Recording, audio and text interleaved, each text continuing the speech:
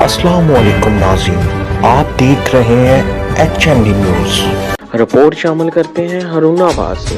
जारी नुमाइंदगान गुलाम मोहिउद्दीन की रिपोर्ट के मुताबिक कारोबारी रंजिश के बाइस मेन शहरा पर नादरा ऑफिस के करीब नौजवान रफाकत अली पर फायरिंग। रफाकत अली शदीद जख्मी, रेस्क्यू टीम ने हॉस्पिटल मुंतकिल कर दिया। तफसीलात के मुताबिक हारूनाबाद में कारोबारी रंजिश पर नौजवान रफाकत अली को नादरा ऑफिस के करीब मोहम्मद अजीम और उसके साथियों ने फायरिंग करके शदीद जख्मी कर दिया। नौजवान रफाकत अली की टांगों पर फायर लगे, जिसे रेस्क्यू टीम ने अस्पताल मुंतकिल कर दिया। पुलिस थाना सिटी ने रफाकत अली की मदईयत में अजीम और उसके साथियों के खिलाफ मुकदमा दर्ज कर लिया।